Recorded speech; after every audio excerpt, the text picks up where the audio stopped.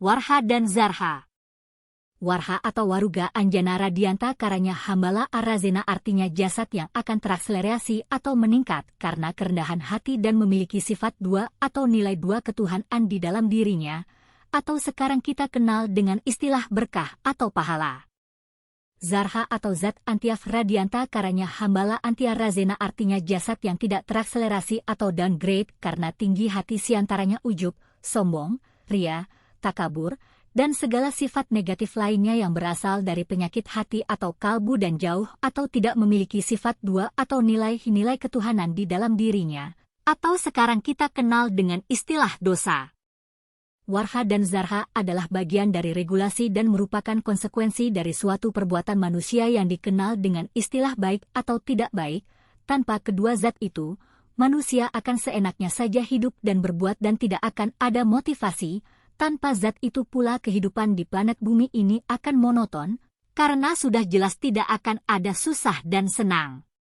Ujian atau kesenangan yang diterima saat ini adalah efek dari seberapa besar atau kecil peran kedua zat itu di dalam dirinya.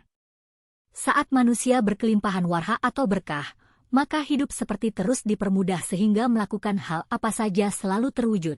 Sebaliknya saat dihinggapi zarha atau dosa, masalah demi masalah seolah terus datang tanpa henti. Kedua zat ini sangat kuat dan spesial, bahkan dijadikan currency atau nilai tukar untuk memasuki tahapan di kehidupan selanjutnya nanti. Bukan USD, gold, Bitcoin apalagi rupiah, warhalah penentu manusia layak atau tidaknya memasuki dimensi bars, dan zarha juga penentu bagi manusia yang akan direcikle kelak. Pertanyaannya bukankah Sang Maha itu maha netral, bahkan maha pengasih dan penyayang, lalu kenapa harus ada aturan dan konsekuensi?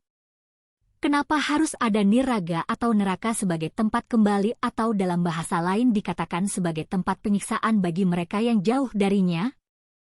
Kontradiksi inilah justru yang menjadi fenomena di Timur Tengah saat ini sehingga banyak dari mereka yang menjadi ateis dari kalangan ulama dan imam besar, karena mereka berpegang hanya pada sumber yang tadinya mereka yakini itu adalah benar dan tak terbantahkan, padahal masih banyak sumber lain yang harus dicari dan ditemukan. Sekali lagi, yang punya kepentingan dan ego itu manusia. Layaknya di negara hukum, Tuhan tidak membuat penjara atau tahanan apalagi hingga menyiksa para penjahatnya, para penegak hukumlah yang membuatnya.